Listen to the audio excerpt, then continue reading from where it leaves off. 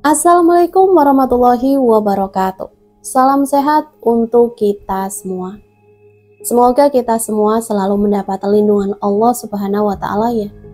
Diberikan nikmat sehat walafiat serta dimudahkan segala urusannya. Amin ya robbal alamin. Kesempatan kali ini Mimin akan membagikan satu cerita misteri, cerita horor tentang satu keluarga yang kecelakaan dan masuk ke dalam hutan belantara. Di sana, mereka mengalami hal-hal yang sangat mengerikan, bahkan di luar nalar mereka sendiri. Seperti apa ceritanya? Mari kita mulai.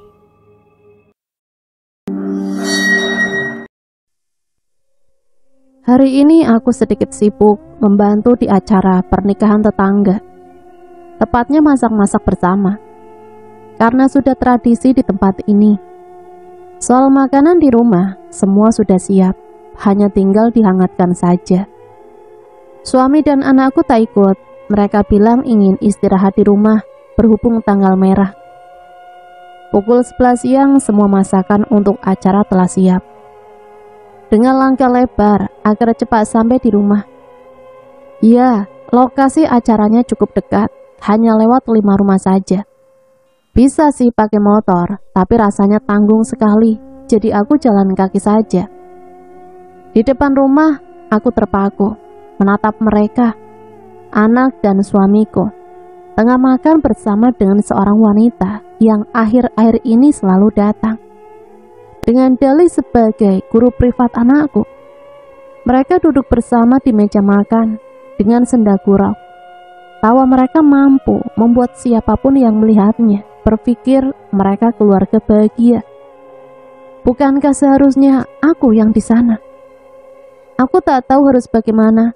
Air mata ini mulai menghalangi penglihatan. Nafas pun ikut tercekat. Rasanya sangat sesak sekali, seperti ada sebuah palu menghantam dada ini. Lebay, entahlah. Hanya saja melihatnya dekat sekali dengan wanita lain selain diriku sangatlah menyakitkan. Perih dan sesak rasanya. Sungguh, aku percaya dia laki-laki baik. Dia selalu bersikap manis, selalu manja padaku.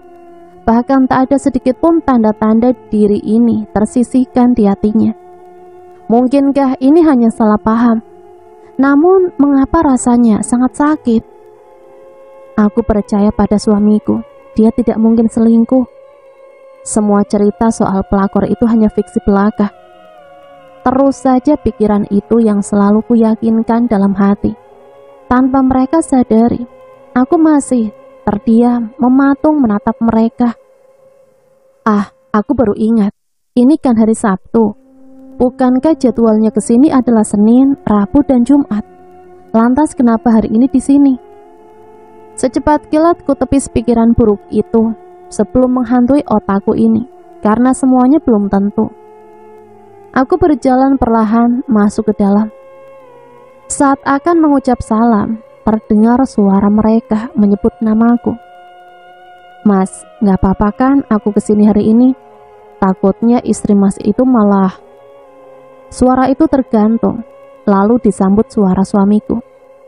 Tenang aja, Vira orang baik kok. Tapi mas, sudah, lanjut saja makannya. Itu Uka masih mau disuapin. Lanjut suara laki-laki yang sudah lama menjadi imamku itu. Maksud kamu apa mas? Sebenarnya apa yang kalian sembunyikan? Batinku terus saja bertanya dengan hati yang ku coba untuk tetap kuat. Aku berjalan perlahan dengan senyum palsu dan tak lupa mengucap salam. Assalamualaikum mas, Uka, bunda pulang. Salamku ramah, seolah semua tak terjadi apa-apa, karena aku harus mencari tahu segalanya. Mas Tito dan Nagita terkejut menatapku. Lain halnya dengan Uka yang langsung berlari menghampiriku dan memeluk diri ini dengan sangat erat. Uka selalu berhasil membuatku tersenyum dan bahagia sejak dirinya lahir ke dunia hingga saat ini. Tapi untuk hari ini, hati ini tak dapat bahagia. Ada awan yang menyelimuti hati ini, dan entah kapan hujan itu turun, atau sebaliknya pergi. Guru privat anakku itu terlihat kikuk dan salah tingkah. Kala mata ini menatapnya tajam, layaknya singa yang ingin menerkam. Walau sesaat kutunjukkan, sepertinya dia cukup peka.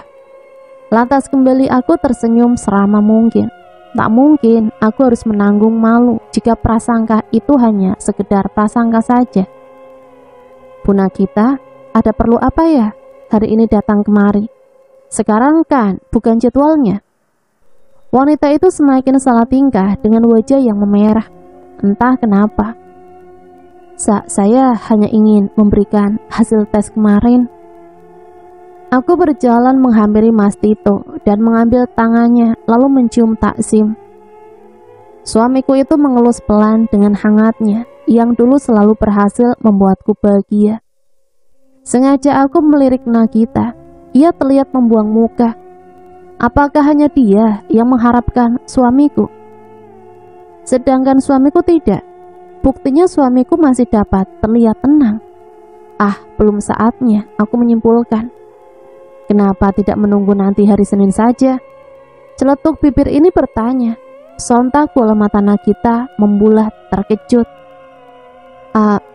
Iya, hanya saja sekalian lewat sini, jadi sekalian mampir. Ya sudah, mana hasil tesnya? Dengan tergesa-gesa, Nagita berjalan menuju tasnya yang masih berada di kursi dan mengeluarkan sebuah map dan memberikannya padaku. Ini, Bu. Oh, oke. Sudah makan? Karena dari tadi aku perhatikan kamu sibuk menyuapi Uka yang lagi manja ini. Ucapku sambil mengusap kepala Uka, sedangkan Nagita dirinya langsung pucat pasi. Saya sudah makan tadi sebelum kesini. Sekarang mau lanjut lagi ke tempat siswa yang lainnya. Kalau begitu saya pamit undur diri, permisi. Ia langsung bersalaman dan berpamitan dengan kami, lalu pergi. Assalamualaikum. Waalaikumsalam. Saut kami serempak. Beberapa hari kemudian, tak ada yang aneh lagi. Nagita seperti biasa datang sesuai jadwal, dan sebisa mungkin aku tak ingin membiarkan peluang itu ada, yakni membiarkan Nagita dan Mas Tito bersama. Harus ada aku. Sekarang kami tengah berkumpul di puncak bersama dengan ibu mertua dan semua pekerja di rumah maupun di perusahaan. Tak terkecuali, Nagita pun ikut serta. Awalnya aku tak ingin mengajaknya, tapi Mas Tito malah memarahiku. Katanya semua harus diajak, tanpa kecuali.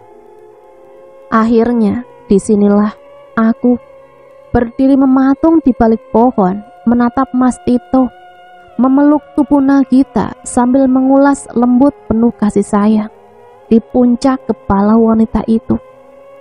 Bahkan sebuah kecupan mendarat indah membuat wanita gatal itu menatap lekat Mas Tito. Air mata ini menetes tak henti, bagaikan hujan yang deras mengguyur bumi tanpa malu dan tak akan berhenti sampai kering sudah air ini tak dapat menetes. Dengan sempoyongan kaki ini melangkah meninggalkan tempat itu. Aku tak ingin mengumbar masalah rumah tangga di hadapan seluruh karyawan. Lantas kuputuskan menangis sendiri di toilet kamar pribadi, tempat yang kami sewa ini. Aku meraung penuh kekecewaan. Hatiku teramat sakit. Aku kira itu hanya prasangkaku saja. Nyatanya memang benar, laki-laki yang selalu menguasai hati ini telah jenuh padaku dan berpaling dengan wanita yang telah menjadi guru privat anak kami. Ya Tuhan. Mas, aku mau kita berhenti di sini saja, ucapku lirih saat kami tengah di dalam mobil menuju arah pulang.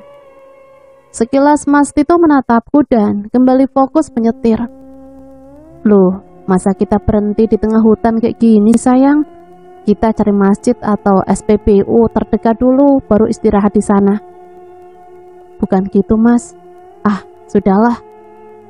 Kupalingkan wajah darinya yang tersenyum manis melihatku. Sungguh, senyuman itu tetap saja membuat hati ini berdebar dan sekarang bercampur dengan rasa perih di hati ini. Andai kau tak mengkhianatiku, Lulus sudah emosi ini dengan senyumanmu. Terdengar suara tawa Mas Tito yang dulu berhasil membuatku tertawa juga. Lihatlah Uka, bundamu. Godanya yang disambut tawa Uka, putri kecil kami.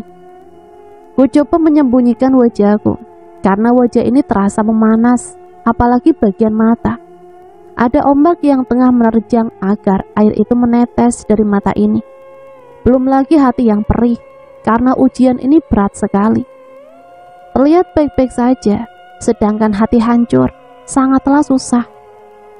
Kuhela nafas panjang dan menghembuskannya perlahan, berharap bisa menetralkan segala rasa yang bergejolak.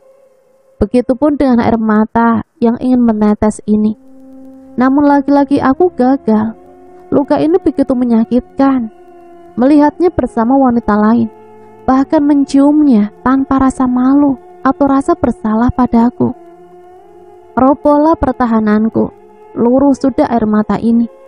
Bayangan indah nan manis bersamanya menjadi duri yang membuat luka ini berdarah-darah, bahkan sampai terasa seperti ditaburi garam, sekaligus diberi perasan jeruk nipis, perih dan pedih. Kamu kenapa sayang? Dalam sibuk menghapus air mata ini, terdengar suara Mas Tito khawatir. Sayangnya aku tak percaya, mungkin saja dia hanya pura-pura, karena nyatanya dia bersama wanita lain saat acara itu. Dan ya, bisa jadi dia jenuh padaku. Aku sakit. Ku tepis tangannya dengan kasar saat memberikanku sehelai tisu. Kamu kenapa? Aku tak bisa seperti perempuan lain di luar sana yang mampu bertahan melihat belahan jiwaku dekat, bahkan mungkin mencintai wanita lain.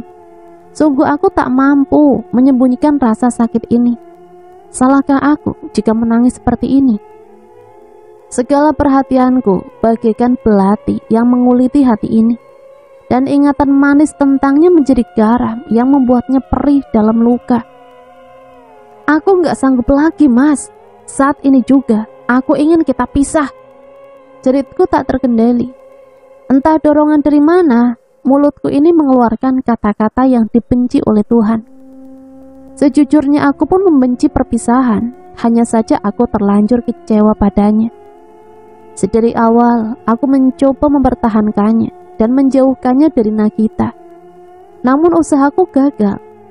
Kau mungkin lebih memilihnya, dan aku mundur. Suara decitan ban yang beradu dengan aspal nyaring terdengar.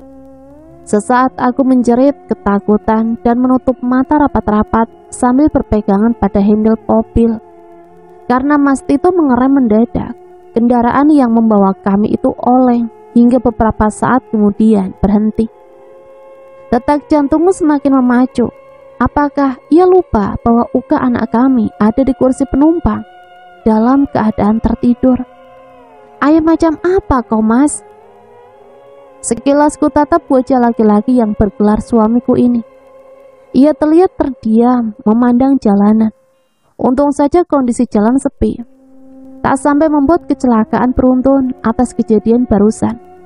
Rasanya seperti dekat dengan kematian. Hening, tak ada yang bersuara. Begitupun dengan diriku yang masih syok. Mas Tito keluar dari mobil lalu berjalan ke arah kursi penumpang, membuka pintu dan mengusap kepala Uka sambil membuang nafas kasar. Maafkan ayah, Uka. Ia memberikan sebotol air mineral yang memang selalu aku sediakan dalam mobil bila akan bepergian. Uka, anakku itu diam saja, tak merespon apapun. Lantas membuatku langsung menghampirinya dan memeluknya erat. Ku ambil botol air mineral yang lain. Tak aku pedulikan Mas Tito yang memberikan minuman untuk Uka. Perlahan ku berikan minum pada gadis kecilku. Sedetik kemudian, Uka menjerit ketakutan, menangis dalam dekapanku. Kulihat Mas Tito berjalan kontai, duduk di kursi kemudian kembali. Menjambak rambutnya perlahan dan terlihat punggungnya naik turun. Maaf Mas, tapi aku tidak peduli apa yang kamu rasakan saat ini.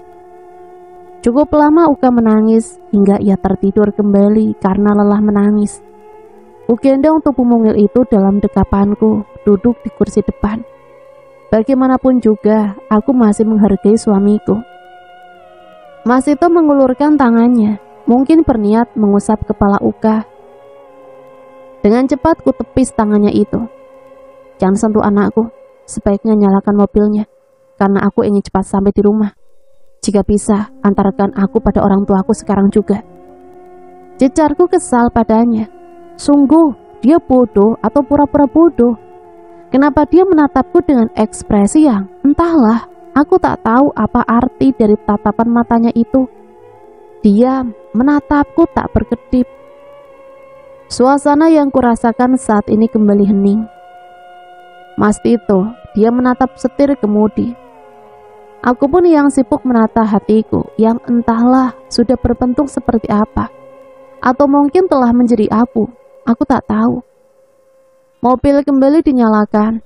Mas Tito terlihat kembali melajukan kendaraan perlahan. Mas tak tahu kamu kenapa. Hanya saja Mas minta maaf bila itu berasal dari sikap Mas.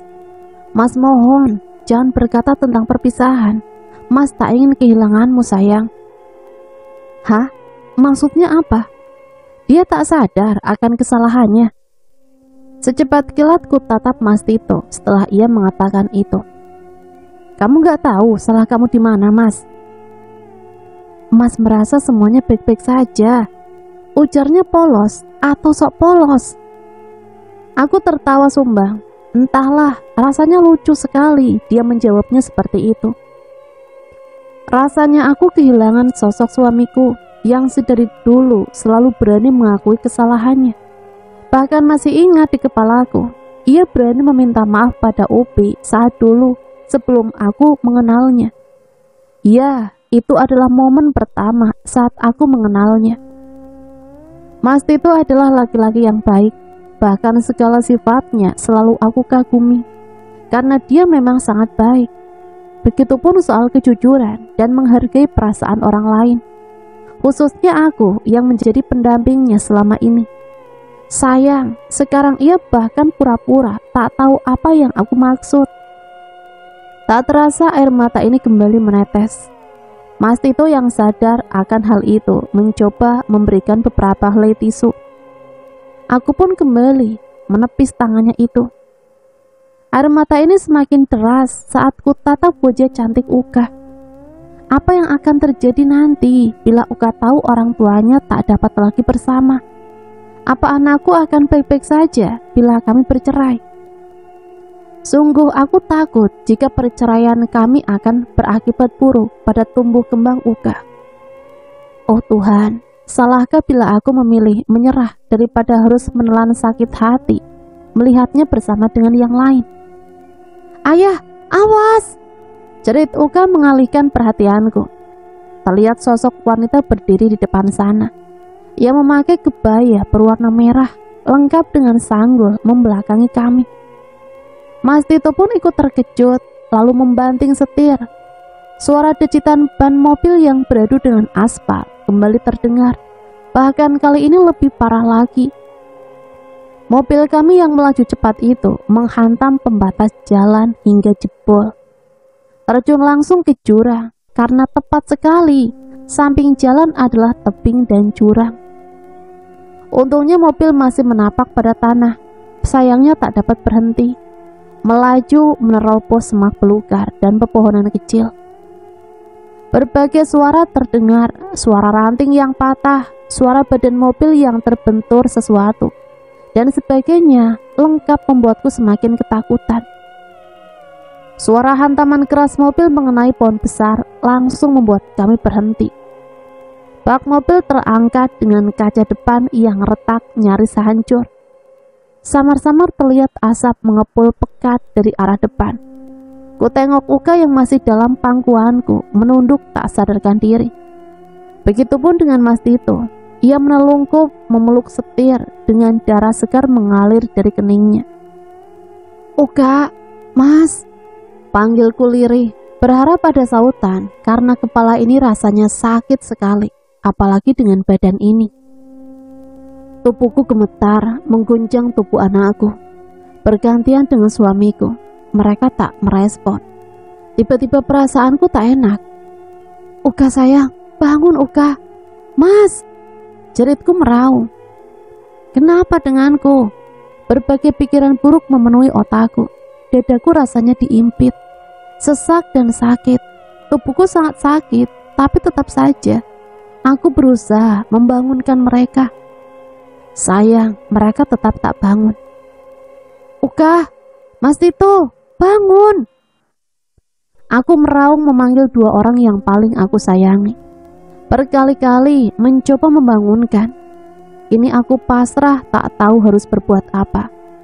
Tuhan, jangan Kau ambil mereka. Aku tak sanggup bila kehilangan mereka. Walau seperti apapun Mas Tito, aku tak ingin kehilangan dia seperti ini. Aku belum siap. Aku menunduk, menangis memeluk tubuh mungil Uka. Tiba-tiba sebuah sentuhan mengenai pundakku. Bunda. Mendengar kata lirih Uka, berhasil membuat duniaku yang asalnya runtuh kembali berbunga. Aku bahagia sekali melihat Uka bangun. Walau dia terlihat lemas, tapi setidaknya aku tahu dia masih hidup. Dia hidup bersama aku. Kubantu Uka duduk dan mengecek luka-lukanya. Ia merintih memperhatikan badannya yang sedikit memerah. Kutiup-tiup agar dia tak menangis. Ayah, kenapa Bunda? Tanya Uka membuatku tersentak. Lantas ku tatap wajahnya yang mulai berkaca-kaca. Lalu kulirik kembali suamiku di samping. Ia masih tak sadarkan diri. Air mata ini kembali menetes, menatap nanar belahan jiwaku. Bunda, ayah kenapa? Kini Uka menangis, mencoba memberontak, ingin menghampiri ayahnya. Ayah bangun, bangun ayah! Jerit anak semata wayangku mengguncang tubuh Mas Tito. Bunda, badan ayah berdarah, tolong ayah Bunda! Uka menjerit histeris, mengguncang kencang tubuh Mas Tito. Aku pun tak tahu harus berbuat apa, hanya bisa menangis dan mencoba memeluk kembali Uka. Enggak Bunda, Uka enggak mau dipeluk, Uka mau ayah bangun. Tubuhku lemas seketika. Sungguh, bukan ini yang ku mau. Aku sangat menyayangi keluarga kecilku, apalagi belahan jiwaku. Mas, bangun Mas. Mas Tito, jangan tinggalin aku dan Uka Mas. Maafkan aku, jika saja aku tidak membuat keributan di jalan. Pasti gak akan kayak gini Mas. Bangun Mas, Mas. Lirih kuucapkan hal itu. Aku benar-benar menyesalinya. Sayang, Uka. Mas Tito menatapku dan sesekali mengedip pelan sambil mencoba duduk tegap walau pelan. Ia memegangi kepalanya dan beberapa kali mengerutkan wajah. Sepertinya menahan pusing atau apalah, aku tak tahu. Mas Tito, ayah.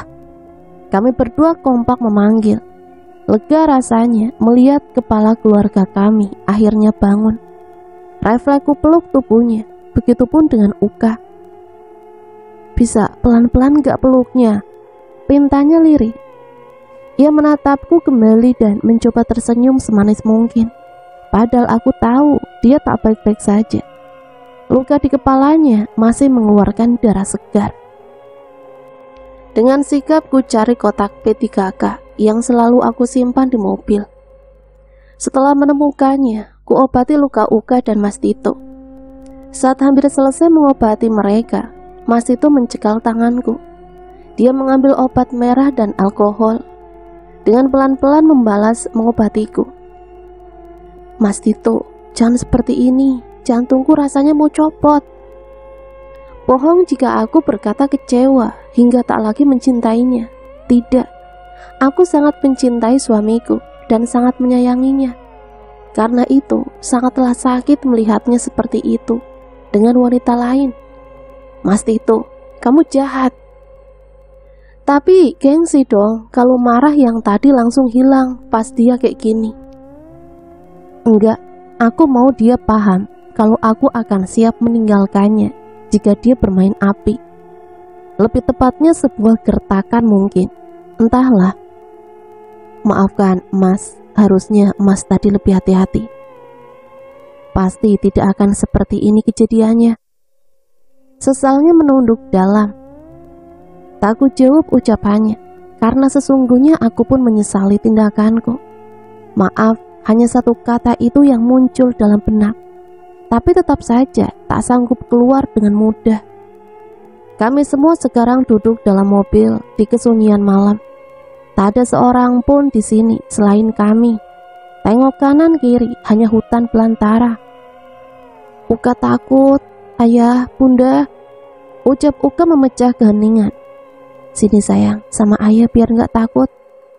Dengan sigap dan hati-hati, Mas Tito mengambil Uka dalam pangkuanku. Ku ambil ponsel dalam tas di dashboard mobil. Saat dinyalakan, tak ada sinyal. Aku goyangkan, kemudian diangkat tinggi-tinggi pun tetap tak ada sinyal. Kamu kenapa, Yang? Tanya Mas Tito lembut. Nggak ada sinyal, Mas, di sini. Masa? Aku mendecit kesal. Kenapa tak percaya? Kulihat ia pun mengambil ponselnya. Loh, beneran nggak ada sinyal. Padahal jalanan yang kita lalui belum jauh dari kota. Aku pun nggak tahu, Mas. Sautku ketus. Uka tertawa renyah melihat perdebatan kami. Lanjut disambut tawa Mas Tito yang menanggapi anaknya itu. Menyebalkan, anak dan ayah sama saja. Namun ada yang aneh. Suara tawa itu tak hanya dua, melainkan ada suara sumbang yang ikut tertawa. Lantas aku terdiam. Siapa yang tertawa? Uga dan Mas Tito malah semakin kencang tertawa. Entah apa yang mereka tertawakan. Suara tawa itu malah bertambah, bahkan melengking, memekakkan telinga. Uga dan Mas Tito langsung berhenti menatapku, yang tengah ketakutan tak jelas. Bunda! Teriak Uga mencoba memelukku. Ku peluk erat tubuh anakku, suara itu bahkan semakin keras. Seolah mereka tengah menertawakan tingkah anakku, yang sedang ketakutan. Mas Tito, Mas! Suamiku itu langsung memegang tanganku erat. Istighfar sayang, istighfar. Mas enggak dengar suara itu? Tanyaku panik, sedikit membentak padanya. Mas dengar, tapi kita harus percaya pada kekuatan Allah. Inilah yang membuatku jatuh cinta pada Mas Tito berkali-kali. Dalam keadaan apapun, ia selalu bisa menenangkan dan selalu mengingatkanku pada Tuhan. Kami serentak beristighfar. Uka pun menirukan suara kami dengan logat anak-anaknya yang khas. Membuat kami ingin tertawa di suasana yang mencekam ini. Bahkan suara tawa di luar semakin riuh dan ramai. Kuliah di daunan berjatuhan dari pohon-pohon besar di sekitar kami yang bergoyang. Tawa itu semakin bertambah, bersautan satu sama lain. Mas Tito menyentuh lembut pipiku. Kita akan baik-baik saja sayang. Jangan takut, ada aku di sini. Mendengar hal itu, rasa takut ini sedikit terobati, dan aku pun melanjutkan memanjatkan doa sebisaku. Sialnya, dalam keadaan genting ini, entah kemana hafalan doa-doa yang biasanya aku ucapkan setiap usai beribadah. Tubuhku gemetar, panas dingin yang kurasa. Ikuti sayang, ikuti Mas. Ku tatap kembali wajah suamiku, lantas aku pun mengikuti lantunan doa yang ia lafalkan. Sayangnya suara tawa itu malah semakin keras di telinga. Bahkan suara Mas Tito tak terdengar sama sekali di telingaku. Uka menjerit menutup telinganya. Ku bantu dengan tanganku menutup telinganya, yang mungkin tak tahan mendengar suara nyaring tawa-tawa itu. Sejujurnya aku pun tak tahan. Bahkan suara itu berdenging-denging menusuk gendang telingaku. Kaca mobil diketuk, semua terdiam. Bahkan suara tawa itu pun hilang setelah terdengar ketukan pada jendela di sebelah Mas Tito. Terlihat sesosok kakek tua memikul kayu basah. Begitupun badannya juga basah. Mungkin basah karena keringat kali. Entahlah, aku tak paham. Kalian baik-baik saja? Tanya kakek itu melihat khawatir. Ada rasa simpati yang besar terlihat dari netranya menatap kami. Dalam kegelapan, aku masih bisa melihat keriput-keriput yang menghiasi kulitnya. Baju yang lusuh, warna abu-abu, dan celana hitam. Terlihat sedikit kotor dan jelas basah. Sepertinya ia baru saja selesai mencari kayu bakar dan kelelahan karena memikul jumlah kayu yang tak sedikit itu. "Alhamdulillah Mas, itu ada orang. Kita bisa minta bantuan sama dia," ujarku kegirangan karena memang kakek itu satu-satunya orang yang kami temui saat ini. Kakek itu terlihat tersenyum menanggapi ucapanku. Aneh memang. Untuk seseorang yang melihat kecelakaan, ia malah tersenyum. Iya, senyum yang aneh. Berhasil menarik, menghilangkan rasa lega karena merasa ada orang yang dapat menolong kami. "Istrinya tidak apa-apa kan Pak?" sambung kakek itu sambil menunjuk ke arahku. "Sepertinya istri saya masih syok saja Pak," saut Mas Tito asal sekilas menatapku yang diam saja. "Oh begitu Pak." Kakek itu nampak tertunduk, lalu kembali menengadah dan menatap lekat Mas Tito. "Bapak yakin tidak ingin saya tolong?" Lanjutnya kemudian yang berhasil membuatku terkejut. Begitupun dengan Mas Tito. Kami saling pandang. Mungkin Mas memikirkan apa yang aku pikirkan. "Kami butuh bantuan kakek kok, bener deh kek."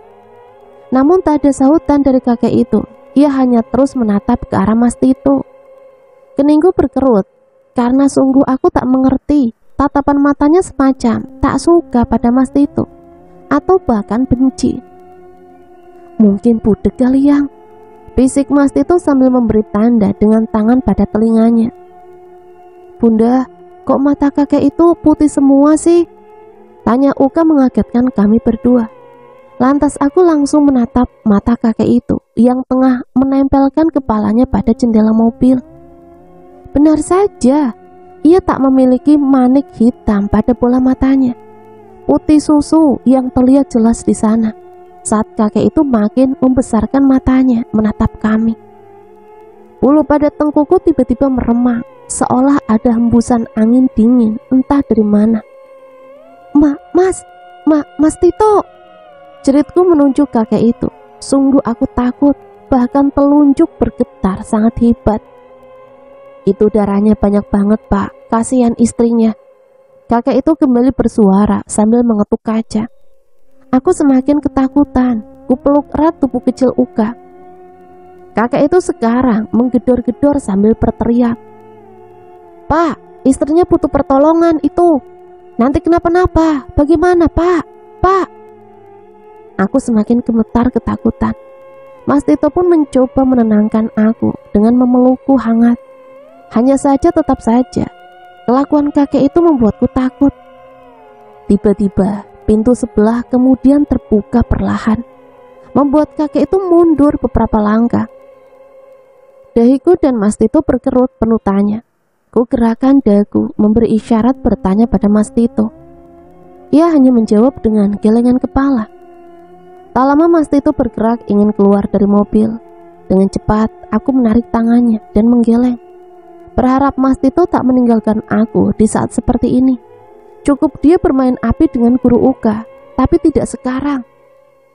Mas Tito memegang tanganku pelan, menatap sendu dengan ukiran senyum tipis agar aku percaya padanya.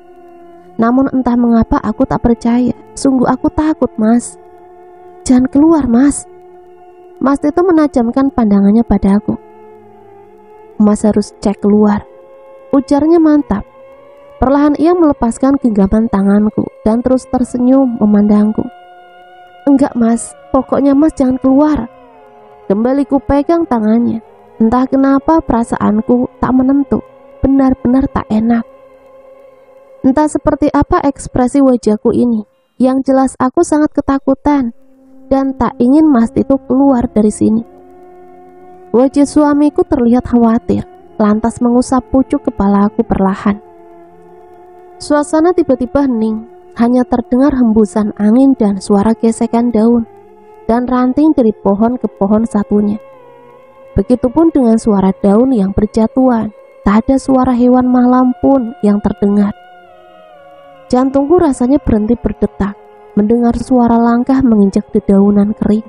Dengan ekor mata ini menatap ke arah belakang Mas Tito.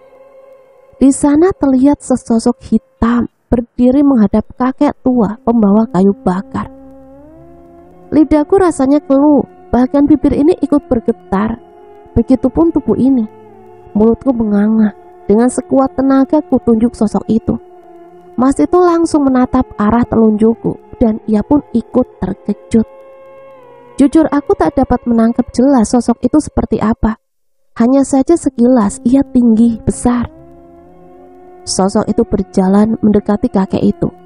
Dan pintu mobil tertutup rapat kembali dengan sendirinya, membuat kami terlonjak kaget. Mas Tito langsung memeluk Uka dan aku yang tersenggal susah bernafas karena detak jantung yang terpacu sangat cepat. Aku tak tahu apa yang terjadi dan kenapa ini semua bisa terjadi. Tetapi aku ingin pulang, aku takut. Tubuh ini langsung terdiam membisu saat mendengar suara isak Uka. Perlahan ku tatap putri semata wayang kami. Ia menutup mukanya dengan tubuh yang bergetar hebat.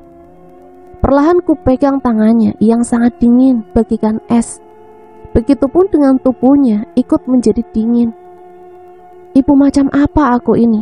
Kalau aku bisa takut, lalu bagaimana dengan Uka? Pasti dia lebih takut lagi dan butuh kami orang tuanya. Mataku memanas hingga air mata ini menetes. Mas Tito memelukku yang ikut menangis bersama Uka.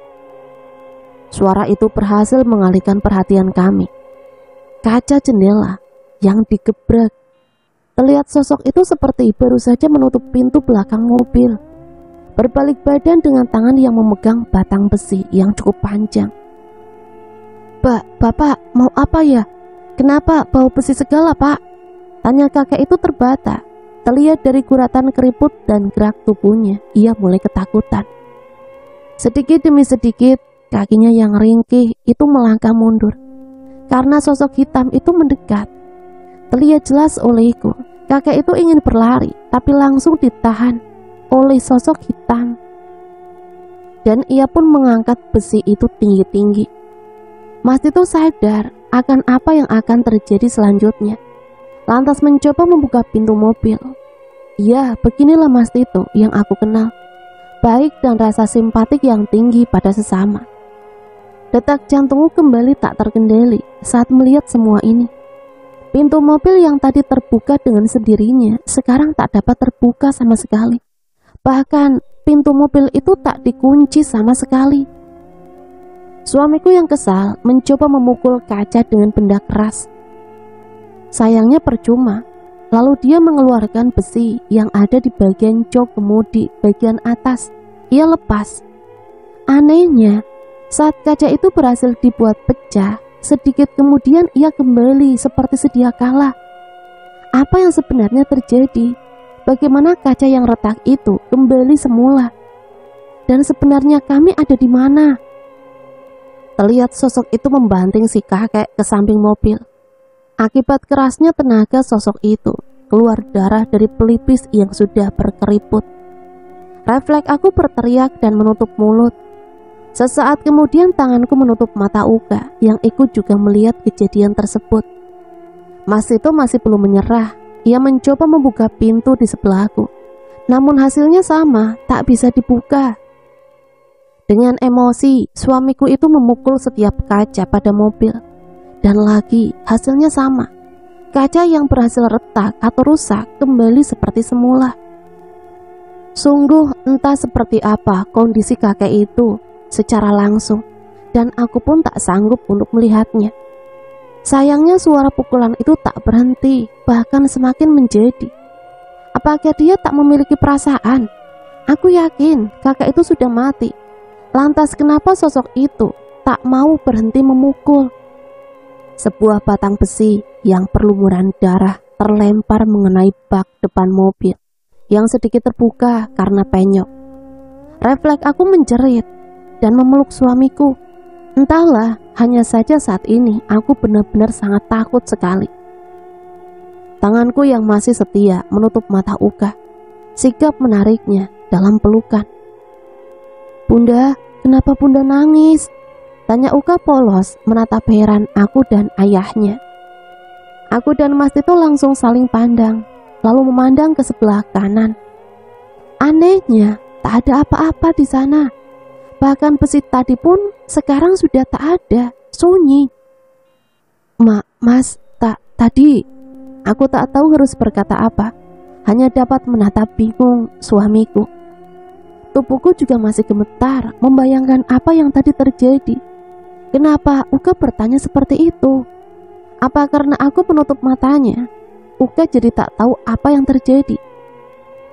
Enggak apa-apa kok sayang. Ya udah kalau gitu Bunda. Oh iya, kakek tadi kemana?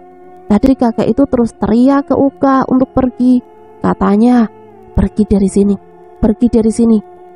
Sambil teriak-teriak, gedor-gedor juga. Mau bilang ke Bunda sama Ayah.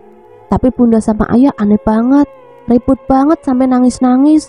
Uka nggak ngerti, jadi ikutan nangis. Cuman kenapa Uka ikutan nangis? Dan Uka nggak tahu kenapa. Karena itu Uka tanya, tapi Bunda jawab nggak kenapa-napa. Ya udah, Uka tanya kakek tadi kemana. Gitu Ayah, Bunda. Jelasnya sambil memerankan dengan tangan yang tak bisa berhenti bergerak.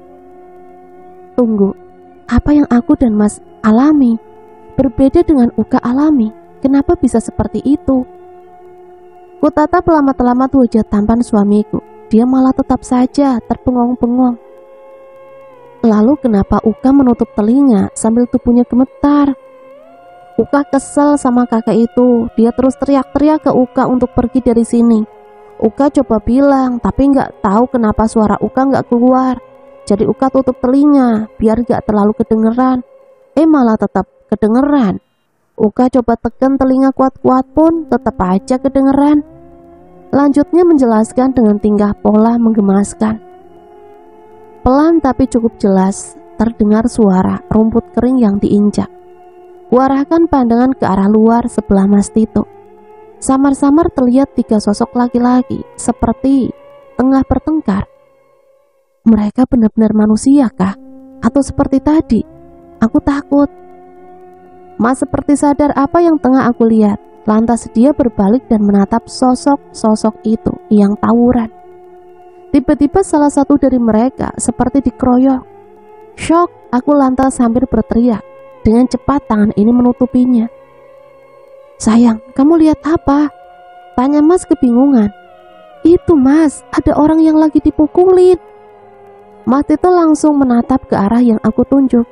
Lalu kembali menatapku sambil mengerutkan kening. Gak ada apa-apa di sana loh. Ia memegang pelipisku dan memberikan minuman. Apa?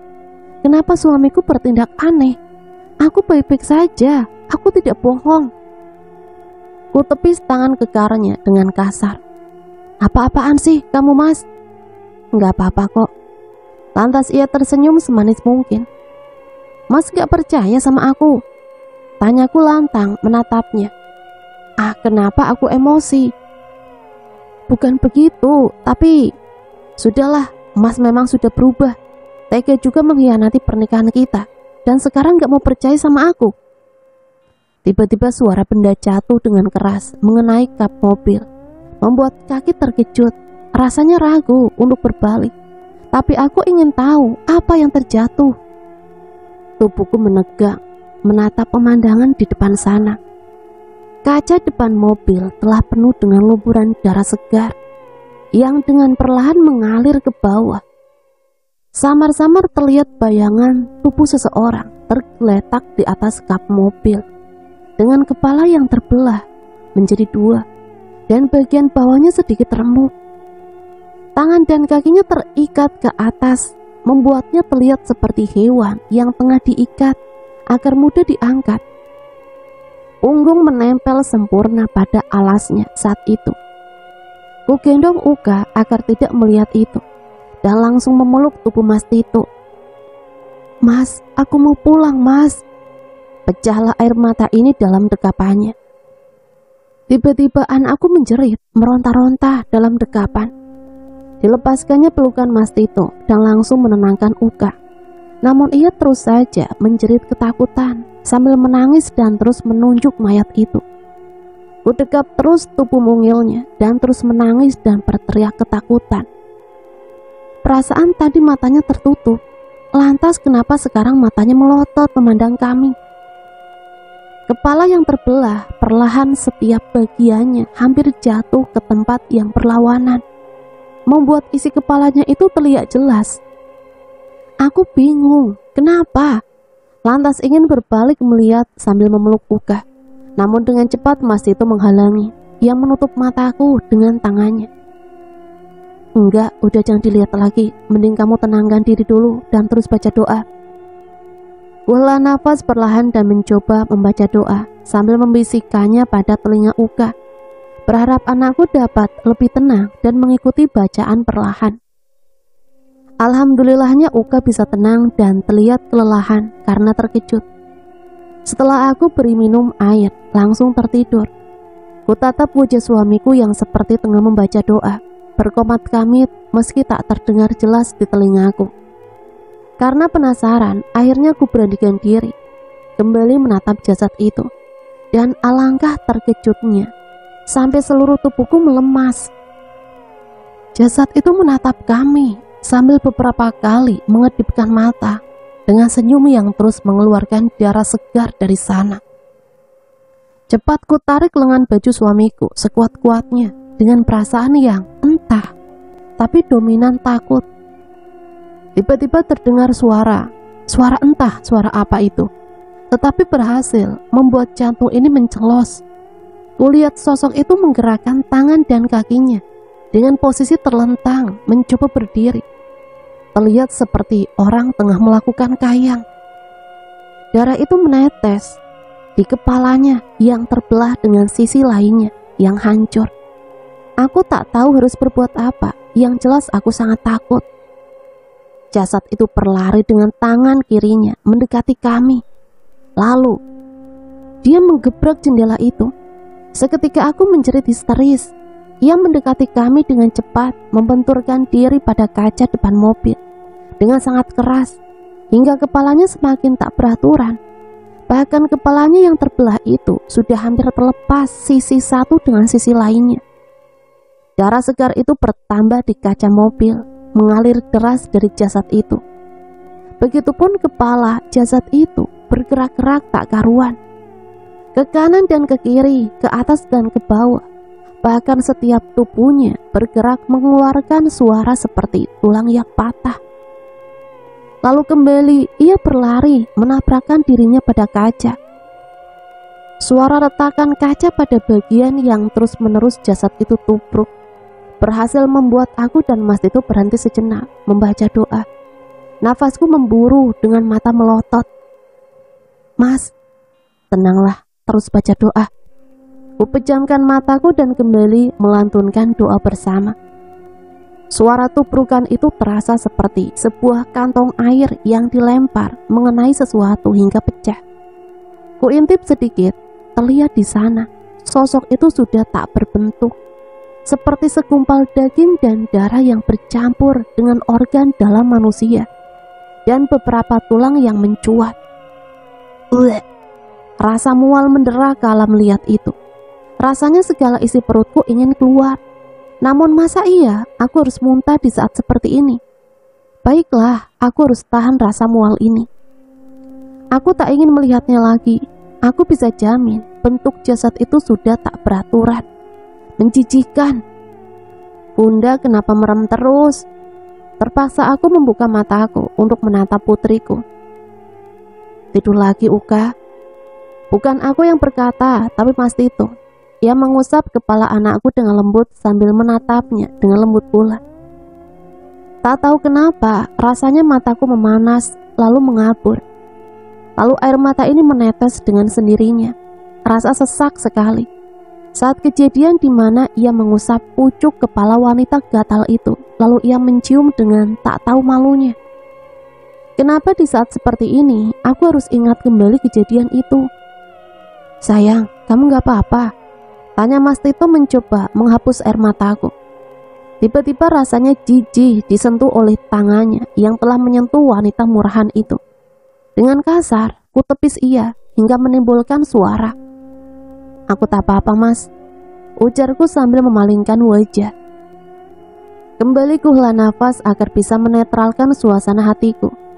Namun baru saja aku menarik nafas, aku tersadar Apa yang ada di kap mobil telah tiada. Maksudku, jasad dan darah itu tak ada di sana. Semua kembali di posisi sedia kala sebelum jasad itu terjatuh. Ini bagaimana bisa? Sungguh aku sangat terkejut. Bingung hingga takut bercampur menjadi satu. Ada apa ini? Kenapa semua ini terjadi pada kami? Dan kenapa seolah yang tadi kami lihat seperti hanya halusinasi? Benarkah hanya halusinasi? Dalam kebingungan, aku hanya dapat terdiam, tak melakukan apa-apa. Mas Tio yang sadar akan tingkahku langsung menarik Uka dan memindahkannya dalam pangkuannya. Gadis kecilku itu hanya menurut saja. Aku mendengar suara pintu mobil terbuka tepat di sampingku. Seketika terasa hawa dingin menerpa tubuh ini dari asal suara. Nafasnya tak beraturan, dengan dada naik turun. Begitupun dengan debar jantung yang tak beraturan. Apalagi ini? Dengan cepat kupalingkan badanku ke arah samping. Alangkah terkejutnya. Di sana terlihat sosok laki-laki bertubuh tinggi dan besar. Namun karena gelap, wajahnya tak terlalu jelas. Karena takut, cepat-cepat aku membalikan badan dan mendekati suami dan anakku. Sayangnya gerakan itu tertahan oleh sebuah genggaman yang memegang erat jilbab ini. Aku tak ingin mahkotaku terlepas. Memilih menentangnya kuat-kuat lalu menunduk. Aku menjerit keras saat tubuhku ditarik paksa di bagian jilbab hingga terjengkal ke belakang. Sampai terlontar agak jauh karena terlalu kuat sosok itu menarik. Hingga tubuh ini rasanya remuk redam. Tak hanya di situ, ia terus menarik jilbab serta rambutku. Mau tak mau, tubuh ini terseret terus mengikuti dirinya. Dari dalam mobil sana terdengar jeritan Uka, begitupun suara teriakan suamiku. Mereka memanggil namaku dan terlihat ingin mengejar. Rasa nyeri berdenyut indah di kepalaku. Rasanya kulit kepala ini ingin terlepas dari tempatnya. Belum lagi kaki dan tangan yang mengenai segala sesuatu di tanah yang aku lewati. Menimbulkan gesekan, membuat kulit kaki dan tangan terluka dan mengeluarkan darah segar. Aku sangat ketakutan, mencoba menjerit dan meminta tolong. Sayangnya percuma, kemana suami dan anakku? Mereka sudah tak terlihat. Entah di mana ia melemparku, bak bantal yang dibanting ke atas kasur. Mirisnya bukan kasur yang menjadi tempatku mendarat, melainkan sebuah batu dengan ukuran yang cukup besar. Hal itu berhasil membuat kepala ini terbentur dan mengeluarkan darah. Rasa nyeri di sekujur tubuh bertambah dengan rasa pusing yang melanda kepala. Aku tak punya tenaga, lemas rasanya. Pandanganku mengabur karena air mata yang terus berjatuhan. Aku ingin pulang, selamatkan aku, jeritku dalam hati. Sosok itu berdiri tepat di hadapanku. Lalu ia mengangkat batu seukuran kepalan tangan dan memukulnya cepat ke arahku. Terdengar suara tulang yang retak. Aku terlalu takut untuk melihat diri ini. Apalagi terasa ada cairan yang mengalir di dekat kepalaku. Tapi tunggu, kenapa aku tak merasakan sakit sama sekali? Bukankah tadi ia memukulku dengan batu? Keberanian diri menatap sosok yang mencoba memukulku itu. Ternyata ia tengah melempar batu yang berlumuran darah ke sembarang arah. Dengan hati yang berdebar, aku melirik ke arah samping. Angin malam yang dingin menggelitik leherku, hingga bulu roma merasa bergidik ngeri. Sesampainya melirik ke sebelah kiri, tepat di sana, aku melihat seorang wanita dengan kepala sebelah penyok ke dalam, hingga darah mengalir deras di sana. Jantung ini rasanya berhenti berdetak kalau wanita itu langsung menatapku setelah beberapa detik memandangnya. Nafasku tersenggal, tubuhku bergetar, dan tiba-tiba saja atmosfer ini rasanya sangat berat. Bagaimana? Sakit kan? Itulah yang aku alami. Ucapnya lirih dengan senyum yang tak dapat aku artikan. Air mataku kembali merembas kala melihat adegan selanjutnya. sosok itu kembali dan langsung menggauli tubuh wanita yang tak bernyawa di sampingku. Sungguh, aku ingin berteriak dan menghajar sosok itu agar tak melakukan pelecehan, walau pada mayat. Sayangnya tubuh itu seolah terkunci. Aku tak dapat bergerak, hanya dengan menangis dan terus menangis, berharap ada yang menolong.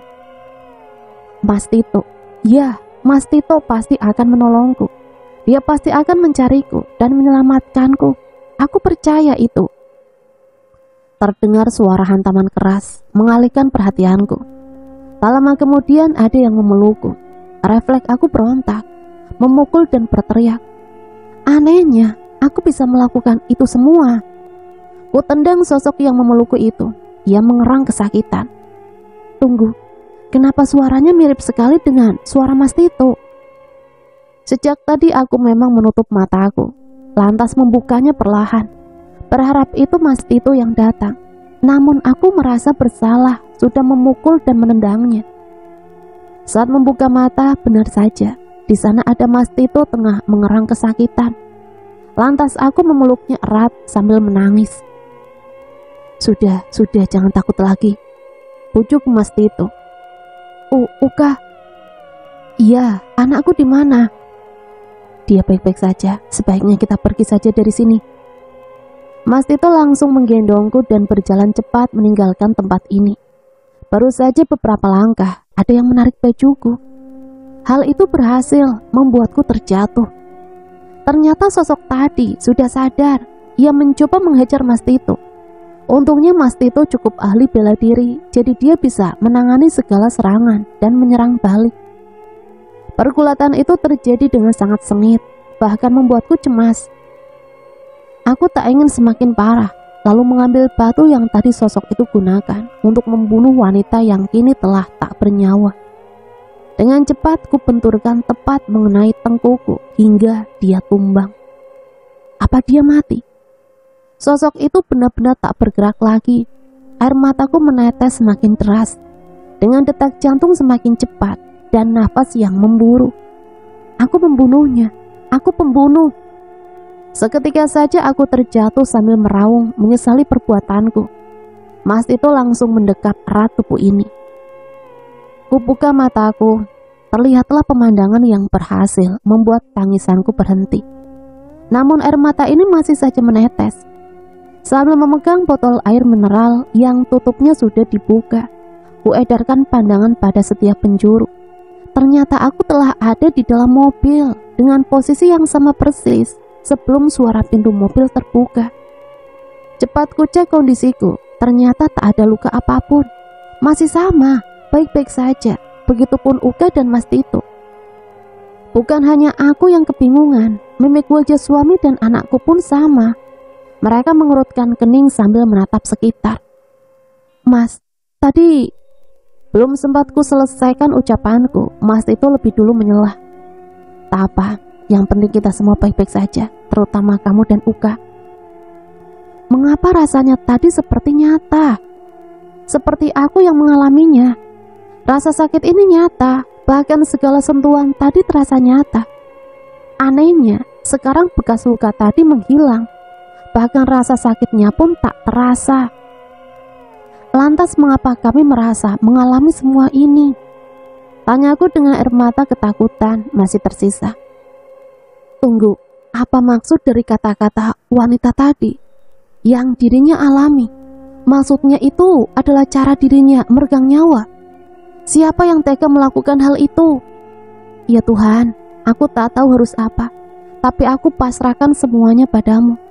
Tolong selamatkan kami dan jauhkan kami dari segala mara bahaya, serta malapetaka yang dapat mencelakai kami semua. Kita harus keluar dari sini. Celetuk Mas Tito membuatku langsung menatapnya. Apa? Apa suamiku ini sudah gila? Keluar sana yang sudah jelas-jelas banyak hal aneh. Rasanya aku ingin mencekiknya jika tak ingat bahwa Mas Tito adalah imamku. Bagaimana mungkin kami keluar, sedangkan semua gangguan yang sejak tadi berasal dari luar? Lalu kita di dalam mobil terus, tidak akan ada ujungnya. Timpalnya membakar ubun-ubunku. Tidak, Aku tidak setuju, Mas. Dengan keras aku membantah. Baiklah, kamu di sini saja dengan Uka. Mas yang akan cari bantuan keluar sana. Tunggu ya. Titahnya lalu melangkah keluar. Setelah pintu mobil ia buka. Aku hanya terpaku menatapnya. Ingin menghalangi, tapi tak mungkin juga. Tujuannya baik, ia ingin mencari pertolongan. Pertolongan untuk keluarga kecilnya. Inilah Mas Tito akan menomorsatukan kami. Tidak, aku tak ingin ditinggal. Cepat aku membuka pintu dan berlalu mengikuti langkah Mas Tito. Ia terdiam menatapku. Biarlah dia berpikir seperti apapun. Sungguh akan lebih menakutkan bila kami saling berpisah. Aku ikut, Mas. Ujarku terbata dengan sedikit ngos-ngosan. Karena aku langsung berlari mengejarnya. Sudah aku bilang, tunggu saja. Tegasnya sedikit meninggikan suaranya. Aku terlonjak menatapnya, tak percaya. Mas Tio membentakku. Mataku memanas. Ini pertama kalinya. Sakit sekali. Sebuah sentuhan lembut mengenai pundakku. Lantas tubuh ini masuk dalam dekapan hangat yang sangat nyaman. Maafkan Mas, Mas hanya tak ingin kalian kenapa-napa. Karena itu menyuruh kalian menunggu saja. Maaf. Setelah melepas pelukannya, Mas menatapku intens. Terlihat sekali wajah kekhawatiran yang mendalam bercampur rasa tertekan. Kamu mau ikut? Sejujurnya aku takut, tapi aku mengangguk ragu. Biarlah, setidaknya kami dalam kondisi baik-baik saja bersama daripada berpisah. Tangan Mas menggenggam tanganku, sedangkan Uka hanya menatap kami dalam diam. Anakku itu memang selalu diam dan memperhatikan setiap mereka melihat kedua orang tuanya ini sedikit berdebat. Seolah ia tahu kalau kami tengah butuh ruang untuk menyelesaikan masalah. Detak jantung semakin memacu bersama dengan langkah kaki yang semakin cepat. Terasa seperti tengah berlari. Tubuhku pun terasa dingin, tapi keringat malah membasahi pelipis. Dengan nafas yang tak beraturan, rasanya aku ingin menangis saking takutnya. Tiba-tiba Mas Tito berhenti, lalu menarik tanganku dan langsung memelukku. Setelahnya ia tarik ke bawah hingga kami duduk di tanah. Salah satu tangannya mendorong kepala ini untuk menunduk. Sebelahnya lagi, kepala Uka untuk ikut menunduk. Terdengar banyak langkah kaki terasa melewati kami. Tunggu, kenapa aku mencium bau busuk? Ingin aku mendongak, menatap mereka dan mencari tahu asal bau itu. Sayangnya ketakutan Mas Tito tak bisa aku tandingi. Jadi aku hanya bisa menurut untuk tetap menunduk. Sebenarnya ada apa, Mas? Cukup hati-hati aku bertanya sesaat setelah kondisi kembali kondusif. Mas pun gak tahu, hanya saja perasaan Mas gak enak. Apalagi saat melirik ke arah belakang.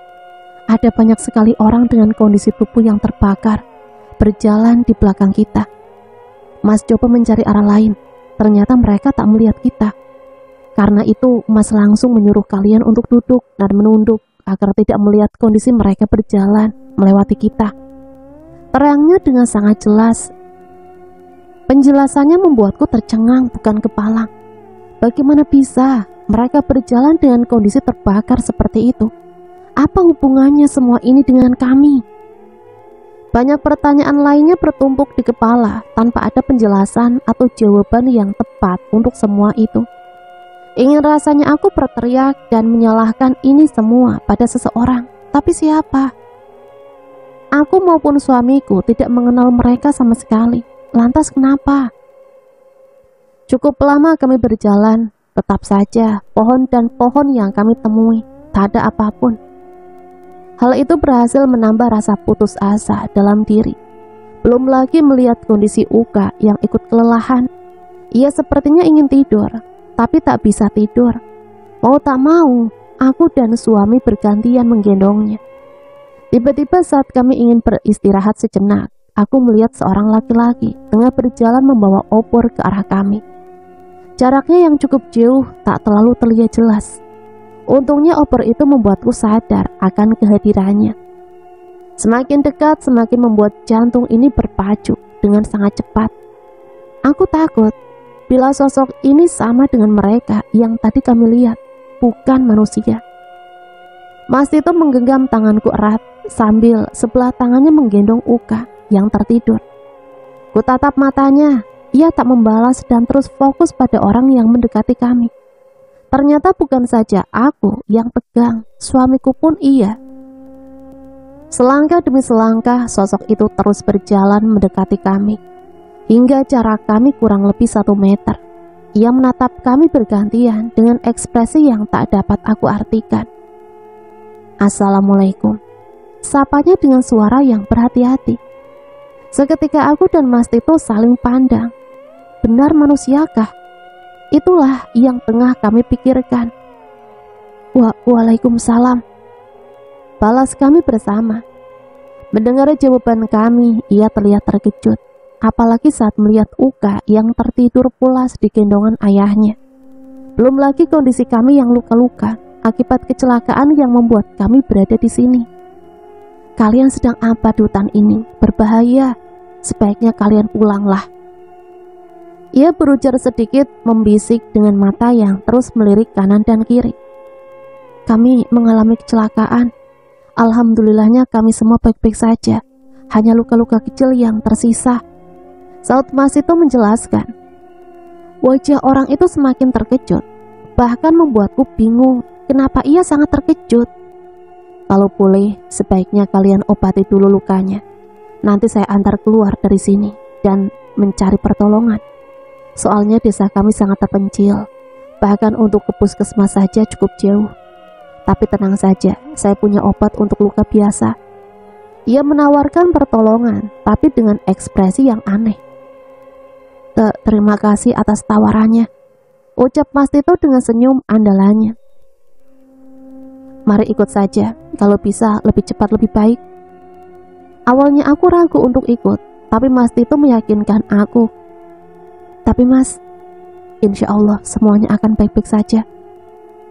Akhirnya kami berjalan mengikuti sosok laki-laki itu yang belum kami ketahui namanya. Dengan perasaan yang entah bagaimana, aku menjelaskannya. Kami terus mengikuti. Ingin menolak, belum tentu juga kami selamat. Benarkah kami akan baik-baik saja? Tapi aku harap semua akan baik-baik saja. Cukup lama lagi kami berjalan hingga sampailah di pemukiman warga. Ternyata tak hanya satu, cukup banyak, tapi dengan jarak yang cukup berjauhan. Tetapi masih terlihat ramai dengan lampu-lampu dari minyak dan obor. Belum lagi beberapa kunang-kunang beterbangan di mana-mana. Sejujurnya ada yang aneh, di zaman modern seperti ini, masih adakah desa terpencil yang jauh dari hingar-bingar era modern? Bahkan sangat asri dan begitu damai. Serasa benar-benar jauh dari kebisingan perkotaan. Aku berpikir positif saja, mungkin desa ini cukup jauh dijangkau dengan listrik. Teringat bahwa desa ini terletak di bawah tebing yang sangat tinggi. Ya, lebih tepatnya tepat di mana kami sekeluarga mengalami kecelakaan. Bapak ini mempersilahkan kami masuk ke dalam rumah tradisional yang terbuat dari kayu, bercampur anyaman bambu. Desainnya seperti panggung, lantainya yang terbuat dari kayu melayang di udara, dengan bantuan pilar-pilar yang berukuran cukup besar sebagai penopangnya, kira-kira setinggi 1 meter. Jadi kami harus menaiki tangga agar sampai menuju teras. Assalamualaikum Bu, buka pintunya Bu. Tak lama kemudian ada seseorang menyaut dari dalam, lalu pintu rumah terbuka lebar, memperlihatkan seorang wanita yang tak lagi muda, berdiri dengan bulatan kebaya. Ia tersenyum lalu mencium takjim punggung tangan bapak itu. Bisa ditebak mereka pasangan suami istri. Bu, tadi saat Bapak pergi ke hutan, Bapak lihat mereka duduk di tengah hutan dengan kondisi seperti ini. Jadi Bapak ajak mereka pulang, nggak apa-apa kan Bu? Tanya Bapak itu lembut dan berhati-hati. Nggak apa-apa kok Pak, mari masuk. Saat wanita itu lembut mempersilahkan kami setelah mengusap lembut tangan suami yang masih ia pegang setelah menyalaminya. Kutatap wajah suamiku, ia pun melakukan hal yang sama. Terlihat dia mengangguk samar, mungkin memintaku untuk tak perlu takut. Baiklah, aku turuti. Aku dan Mas Tito akhirnya melangkah masuk ke dalam rumah. Di dalam tak ada kursi ataupun meja. Hanya ada karpet dari anyaman bambu dan beberapa kaligrafi tertulis indah di hiasan dinding yang terbuat dari bambu. Silakan duduk. Bagaimana bisa kalian ada di hutan ini? Kami mengalami kecelakaan. Alhamdulillah kami semua selamat. Hanya ya beginilah kondisinya. Mas Tito menjelaskan sambil mengusap kepala Uka yang kini tertidur di pangkuanku. Jadi kalian tersesat saat mencari pertolongan? Tanyanya lagi, masih dengan menatap intens ke arah kami. Terlihat dari ekspresinya, ia ikut prihatin pada kondisi kami. Belum sempat menjawab, istri bapak itu datang membawa nampan berisi minuman dan makanan. Tak lupa sebuah kotak kayu. Ia meletakkan semuanya. Dibukanya kotak itu dan ternyata isinya ada benda-benda yang tak ku mengerti. Ibu itu kembali ke dalam dan berpamitan pada kami. Sepertinya bapak ini menyadari tatapan kami yang penuh tanya. Ya, aku tak bisa berbohong. Hingga detik ini aku pun tak tahu siapa nama mereka. Begitupun aku tak berani bertanya karena takut tidak sopan atau sebagainya. Toh mereka sudah mau menolong kami. Oh ya, maaf. Nama saya Badrun dan yang tadi istri saya namanya Suri. Saya Tito dan istri saya Vira dan ini anak kami Uka. Mas Tito memperkenalkan kami. Tak lama Bu Suri datang membawa beberapa tanaman, entah tanaman apa. Lalu ia berikan pada Pak Badrun. Setelahnya mereka berdua sibuk membuat sesuatu dan memberikannya pada kami, mengoleskannya pada luka-luka kami. Astagfirullahalazim, aku hampir saja lupa. Mas, kita belum sholat. Ujarku panik karena memang kecelakaan itu terjadi sebelum azan maghrib berkumandang.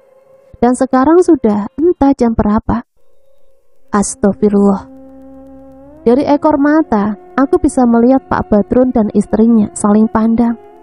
Lalu setelahnya tersenyum simpul, entah apa artinya. Mari ikut saya, kalian bisa sholat di sini. Tawar Bu Suri ramah. Aku mengangguk lalu berjalan mengikutinya. Begitupun Mas Tito. Tepat di belakang rumah ada bilik bambu dengan pilar kayu di setiap sisinya. Berukuran kecil, berada tepat di samping sumur dan tong besar di sebelahnya.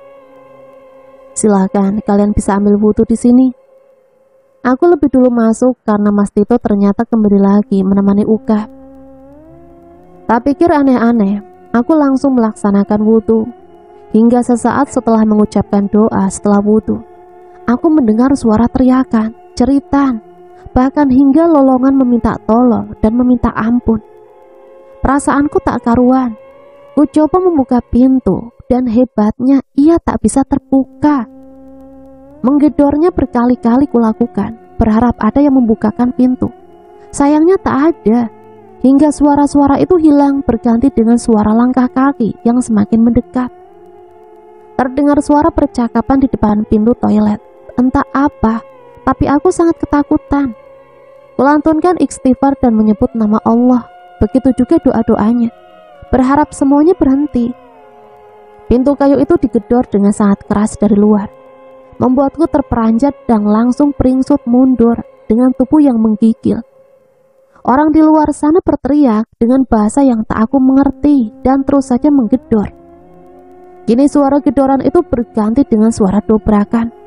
Sepertinya mereka mencoba mendobrak pintu. Tapi untuk apa? Ini hanya toilet. Lantas mengapa mereka sangat ribut sekali?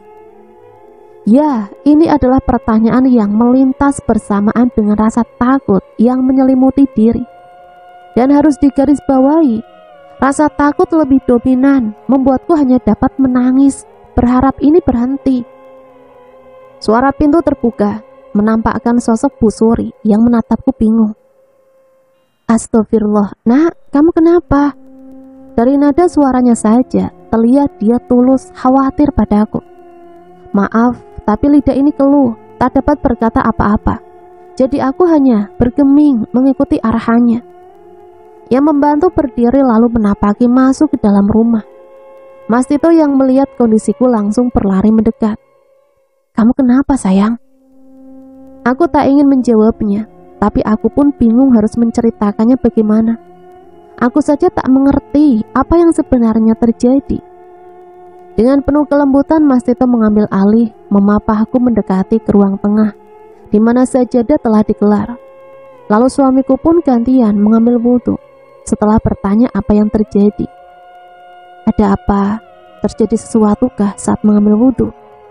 Entahlah, aku tak ingin menjawabnya, dan hanya menggelengkan kepala, pertanda tak terjadi apa-apa. Saat semuanya siap, sholat berjamaah pun dilaksanakan dengan hikmat. Rasanya sangatlah tenang dan damai. Setelah mengucapkan salam, tak lupa kami panjatkan doa. Doa untuk kami semua. Sungguh air mata ini tak dapat aku bendung, hingga tubuh ikut terguncang karena aku terus mengadu kepadanya. Mas Tito kembali memelukku demi menenangkanku, tapi tangis ini semakin pecah. Aku benar-benar tidak tahu kenapa kami semua mengalami ini. Pak Badrun dan istrinya hanya menatap kami dengan sendu. Sepertinya mereka ikut bersedih akan musibah yang keluargaku alami. Sudahlah nak, semua pasti ada jalannya, dan apapun itu selalu ada sebab akibat. Mintalah ampun maupun pertolongan dari Tuhan pemilik alam semesta ini. Petuahnya sambil tersenyum teduh. Begitupun Bu Suri, ia ikut menasehati. Tiba-tiba terdengar ketukan mengagetkan kami semua. Pak Badrun dan istrinya menyuruh kami masuk ke dalam kamar, karena sebelumnya kami sholat di ruang tengah. Kamar berada dekat dengan pintu belakang. Katanya ini kamar anaknya dulu. Mas Tito menyetujui dan langsung memangku Uga untuk tidur di dalam kamar. Dengan hati-hati Mas Tito merebahkan tubuh mungil anak sematawayang kami. Setelahnya barulah aku maupun suamiku melakukan hal yang sama. Di atas kasur yang terbuat dari kapas yang dibalut kain, dan sepertinya sudah lama tidak dijemur, membuatnya cukup keras. Tapi lebih baik daripada keadaan kami sebelumnya saat masih di hutan. Tiba-tiba pintu dibuka dengan cepat. Cepat, keluarlah dari sini. Kalian orang baik, karena itu kalian harus selamat. Tiba-tiba Bu Suri masuk dengan wajah ketakutan, disertai air mata dan keringat membasahi wajahnya. Aku maupun Mas Tito kebingungan, tapi tak urung jua mengikuti arahan istrinya Pak Badrun. Kami dipinta mengendap-endap menuju arah pintu belakang, dan dilarang menengok ke belakang. Kami ikuti saja, hingga saat kami sudah di luar dan Bu Suri akan menutup pintu, aku melihat seseorang berdiri di belakang wanita yang tak lagi muda itu. Bu, sebuah sayatan, karena parang mengenai leher hingga terputus, dan kepala itu terjatuh di lantai yang terbuat dari kayu tersebut. Dengan sisa kekuatan sebelum kepalanya terputus, Bu Suri langsung menutup pintu dengan cepat. Aku menjerit dalam hati menatap kejadian itu. Apa yang terjadi? Kutatap Mas Tito yang sama terkejutnya. Suara derap langkah mendekati pintu, rasanya seperti deja vu. Mas Tito langsung menarikku menjauh dari tempat itu dengan sedikit berlari. Dan saat menatap sekitar, alangkah terkejutnya kami melihat pemandangan yang amat sangat mengerikan. Semua rumah warga yang tadi baik-baik saja ini terbakar dengan api sangat besar, membuat tempat yang asalnya gelap menjadi sangat terang karena kobaran api tersebut. Bahkan saat melirik ke arah belakang, rumah Pak Badrun dan Bu Suri pun ikut terbakar. Air mata terus berjatuhan saat terdengar dengan jelas teriakan hingga lolongan meminta tolong dari orang-orang yang mungkin tengah terpanggang di dalam rumahnya hidup-hidup. Kakiku rasanya berubah menjadi jeli, gagal menopang tubuh yang cukup berisi ini hingga terjatuh dengan keras pada tanah yang ikut menjadi saksi bisu kejadian ini. Dan seketika semuanya gelap. Aku terbangun sudah ada di rumah sakit. Entah apa yang terjadi, aku tidak tahu. Dan aku tidak mengerti kenapa aku tiba-tiba ada di sini. Tak kuhiraukan pertanyaan itu. Yang kutanyakan sekarang adalah anakku, Uka. Di mana dia? Syukurlah ternyata dia tak apa-apa. Ya, ternyata aku ditemukan 1 minggu setelah kecelakaan itu. Kami ditemukan di tengah hutan dengan kondisi memprihatinkan. sekitar 100 meter dari mobil kami yang ringsek. 1 minggu, tapi kami hanya merasa 1 malam. Entahlah, aku tak tahu dengan apa yang semuanya terjadi. Halusinasikah? Atau apa? Atau itu tragedi yang pernah terjadi di hutan itu? Hanya Allah yang tahu.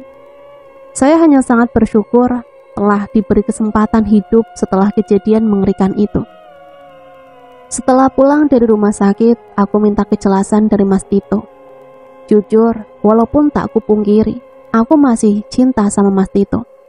Tapi rasa jijik lebih mendominasi hatiku. Aku merasa jijik saat mengingat ia merangkul dan mencium wanita gatal itu. Walau awalnya dia mengelak atas tuduhanku, tapi karena aku sudah melihat dengan mata kepalaku sendiri, akhirnya dia mengakui semuanya. Ya, dia mengakui dia memiliki hubungan dengan guru privat itu. Hatiku terlanjur sakit. Dan akhirnya aku bercerai dengan Mas Tito, karena aku sangat membenci pengkhianatan. Lebih baik sakit satu kali daripada sakit berkali-kali. Dan cerita selesai sampai di sini. Semoga cerita ini bisa menemani hari-hari teman-teman semua ya. Dan semoga ada pembelajaran yang bisa kita ambil. Ambil sisi positif dan buang negatifnya. Sampai di sini saya pamit undur diri, mohon maaf apabila banyak salah kata. Akhirul kalam, wassalamualaikum warahmatullahi wabarakatuh.